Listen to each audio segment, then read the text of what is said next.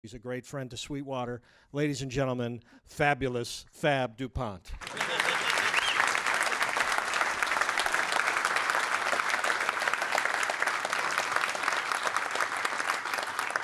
All right. So, well, we tracked the song yesterday. I'm not going to bore you with the details. You were here. And what we're going to do today is we're going to mix the song we tracked yesterday. So there's no smoke, no mirrors, no nothing. It's what we did yesterday. So I'm going to show you this diagram here so you know what we have. Dangerous Music makes the D-Box. The D-Box is the center of the studio. It is our monitor control, source switcher, so I can listen, say, to my iPod or to my DAW or to whatever, radio if you're into that kind of stuff. It's also my summing mixer. Today we're going to do analog summing with this song. It is my headphone preamp. It is my volume control. My speaker switcher, it's the center, the heart of the studio. We'll also be using a back CQ and a liaison I'll show you in a while. Right below is the Apollo, which is made by Universal Audio. That's our interface. Here at the bottom, you see the hardware on the left, which I'm probably going to use mostly manually. And then the liaison is my switcher. That's my insert switcher, as you saw yesterday. I'm going to be using that again. All right, so the first thing we should do is probably listen to what we did yesterday. All right, so this is my raw files. You're listening to it straight from Studio One.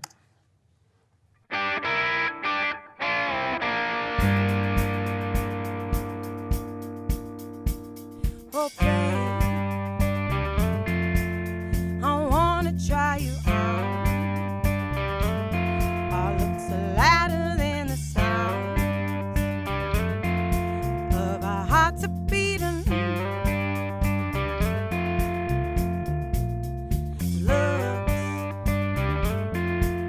They don't need to be read now. We were better when we're faded. And I'm hungry for you. Said I'm hungry for you. Oh baby, oh baby, oh baby. Oh, oh, oh. I can feel it when you hold. I can feel it when you talk. I can feel it when you walk. I can feel it when you talk. I can feel it. Oh, heat. It repeats, it's a pop song. All right, so that's a pretty good recording considering the conditions, not bad.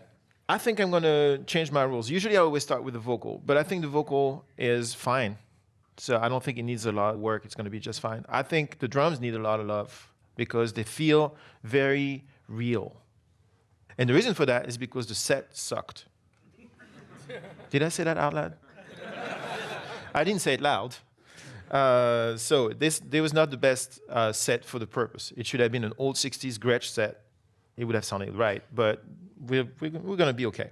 So the first thing I'm going to do is I'm going to bus all these drum tracks into one bus to make them an entity. I'm not going to treat this as if I were doing a hip-hop record or a modern pop record. I'm not going to make an enormous bass drum, enormous snare drum, and every time going poof, poof, poof. No. What I'm going to do is I'm going to treat the whole drum set as an instrument because I feel that at this period of time, and with this kind of music, that's how it should sound. Now, that's a question of taste. You may disagree, and I'm okay with that. But I'm here, and I have the control, so that's the way I'm going to do it. All right. So I'm going to add a bus for the selected tracks, and I'm going to make sure that that bus goes out to line 1, 2. And since I'm totally OCD, I'm going to name this Clean Drums. And what I'm going to do is I'm going to start processing the whole drum set as a whole. So, for example, if I listen to just the drum set, let me mute everybody else.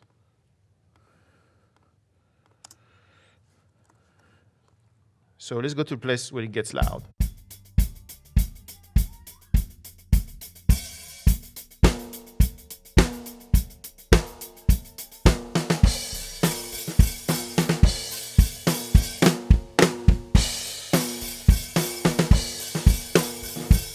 The first thing I'm compelled to do is take the overheads down a little bit because they're annoying me, in a delightful kind of way, of course.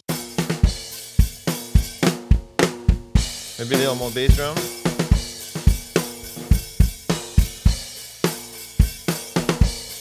Okay, that's good enough for rock and roll. So the next thing I'm going to do is try and alleviate some of the stuff that bothers me. The first thing that bothers me is too real, right? Everything is like a little clinical and a little real. So usually when that happens, I tend to want to, although I never really owned a tape machine, I think tape should fix that. So I'm going to put a tape plug-in on the bus, so on the whole bus, right? I'm going to make sure that the noise is off because we're not that into tape that we want the noise to. I'm going to saturate it a little bit.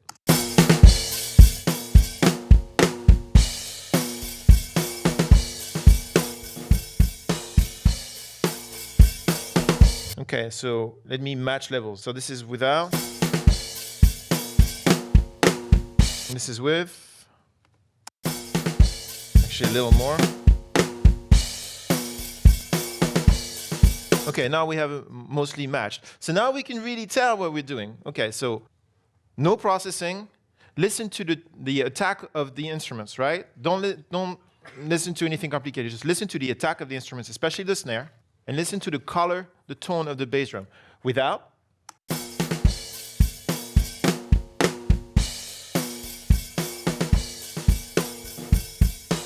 With.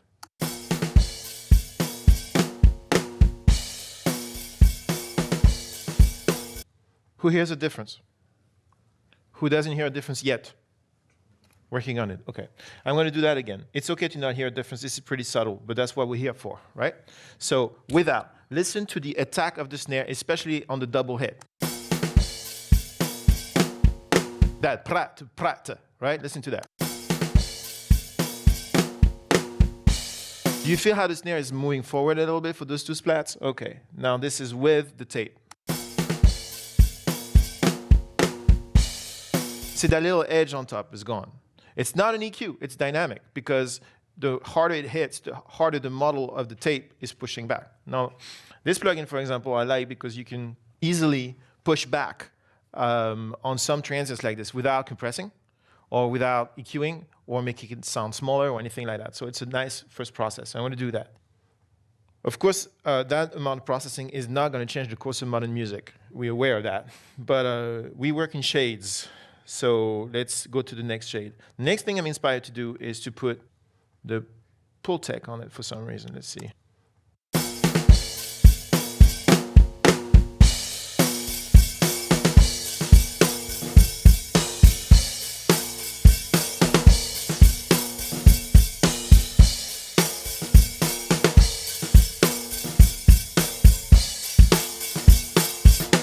This is without the pull tech.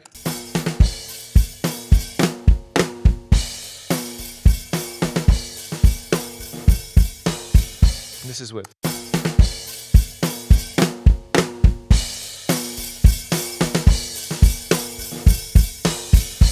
Everybody hear that difference, right? It's wider and then it's a little cleaner. What am I doing here? I'm removing a little bit of 200 where it's a little bunched up. There's a little bit of a at 200. And then I'm adding some 100 below so that it feels more like this. I'm doing a little bit of this at the bottom. And then I'm just adding some high end because it sounds a little dull, just a little bit dull. Now, if I were comparing this to a 60s record, it wouldn't sound dull. That's the thing. It's dull for a modern mind because we are surrounded by Katy Perry on all sides. And yes, of course.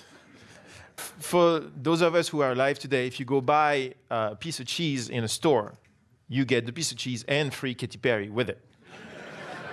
And consequently, your brain is adapted to the new Katy Perry sound, which is unbelievably bright. And so when you sit down at your desk to mix a song, you think of the cheese, but you also think of Katy Perry, which kind of goes together a little bit. Just a tiny bit. And it affects every decision you make. As a mixer, my clients, or as a producer, my clients expect me to give them a record that is, unless I'm in a complete throwback vibe, they expect me to give them a record that both conjugates their influences and modern sound.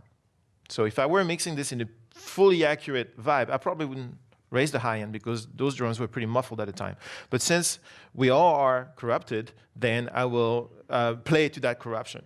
Fair enough? Okay. So I'm pretty happy with this.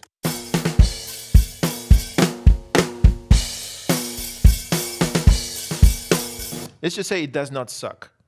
Fair? Okay.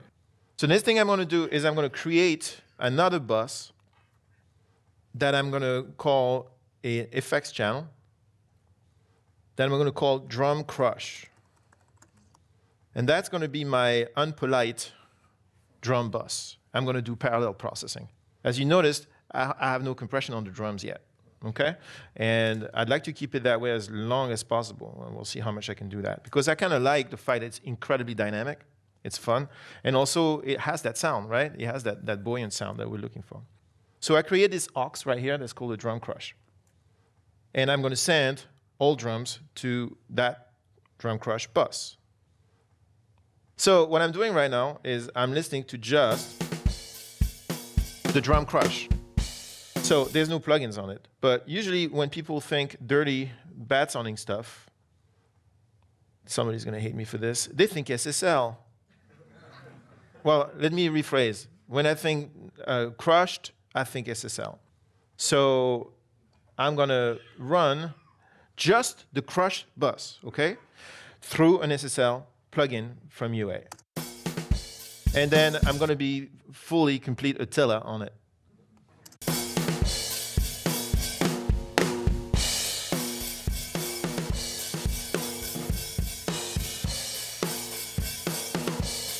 What am I doing?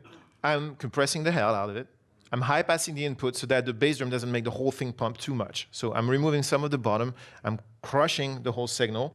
And then what else am I going to do? I don't know. Let's see.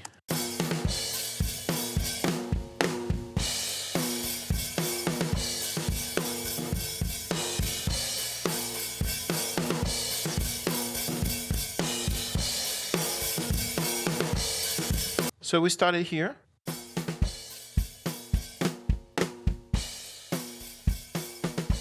And now we're here.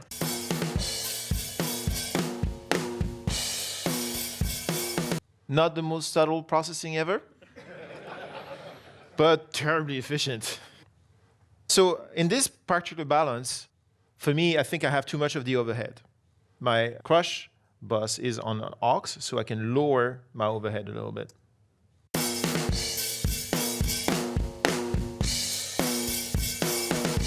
That's good enough for rock and roll. So then what I'm going to do is mute that, go back to my clean signal.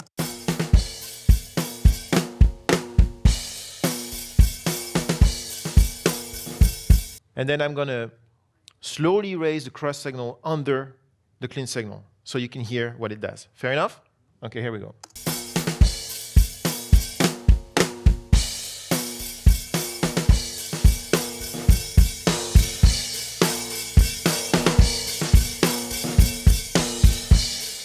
I think I like that. So I'm going to play you with and without. So this is raw.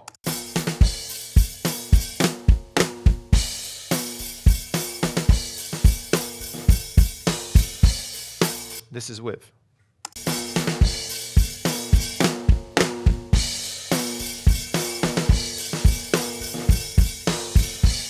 Who needs a pointer as to what to listen to?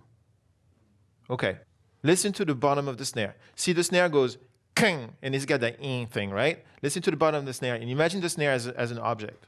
Now, does it have the same depth with and without the parallel processing? And then how much distance is there between the snare and the bass drum with and without parallel processing? We'll start without.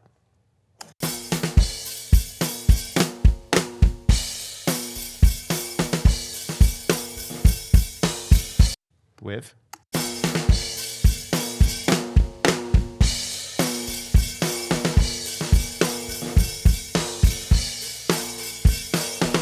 It's thicker, and it's denser, and it's also more buoyant and more exciting. It's not night and day. I could make it night and day if you want, but this is not a circus. We're not trying to make a record. So I'm going to keep it there. If you want me to exaggerate for the sake of demonstration, this is with a lot of parallel processing. First without.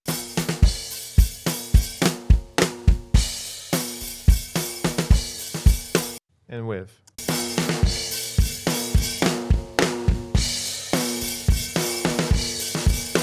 You catch the principle? So the idea is to make the stuff sound bigger, but not necessarily louder, thicker. All right. Let me put it back down to a more metrosexual level, if you will. The bass drum is annoying the hell out of me. So I'm going to use an EQ, say, for example, the pre-EQ from these guys, the built-in EQ, which is quite lovely. And I'm going to play this. So I'm probably going to high pass it a little bit and then remove some of the thing, okay? So I'm doing so listening to the whole processing chain, because now if I had EQ'd the bass drum first and then did the whole chain, now in this particular case, the chain is very influential on the tone of the kick. So I'm going to EQ the kick now, listening to all the post chain.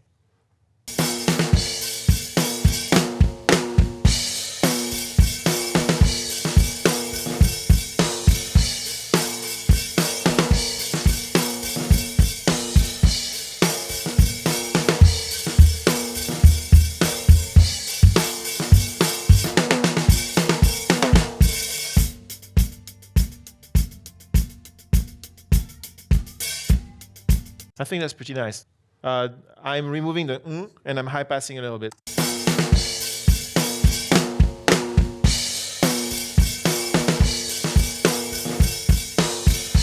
All right. So basically, I'm removing the mud. Check it out. This is where we started.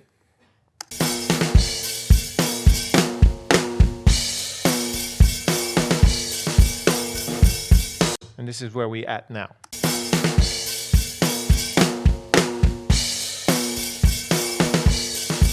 Much more natural, right? Okay, it doesn't have all that wool and everything. So you're noticing right now we have a pretty decent sounding drum set with 3 plugins.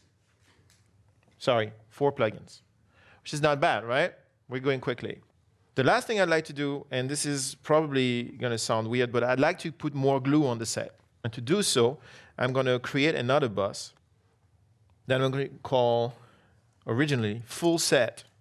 And I'm going to send both those tracks into that set. So the path, the way it is right now, is I have my 4 drum tracks that are going into a clean drum bus that I'm minimally processing with a tape plugin and a little bit of EQ. They're also going through auxes into a crush that I'm crushing. And then the clean and the crush are going to go together into another aux. Who did I lose? Whoa, you had a lot of coffee. That's awesome. And then on that bus, I'm going to put, out of intuition again, I'm going to try and put in this Fairchild thing because it looks cool, man. Whoa, trippy. It must sound good. It looks good, right? All right, so this is where we started without it.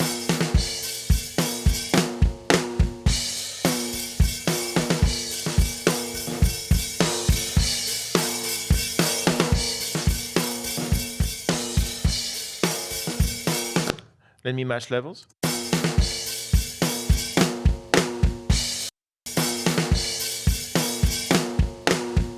Now, listen to the distance, and I know it's a weird concept, but listen to the distance between the bass drum and the snare. Imagine this as, again, 2 objects. What is the distance between them with and without the compressor? Okay? Without.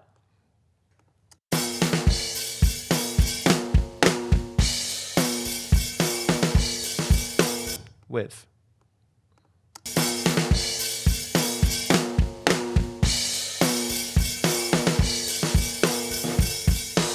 Notice how it gets closer and a little thicker and denser and fills the space. I'll do it again. Without.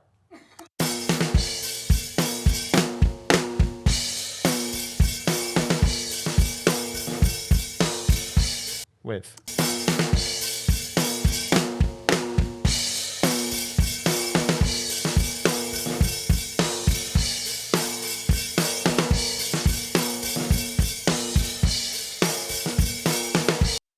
Fair enough? Okay, so I think enough of the drums. I'm tired of them. Let's move on. Let's listen to the bass.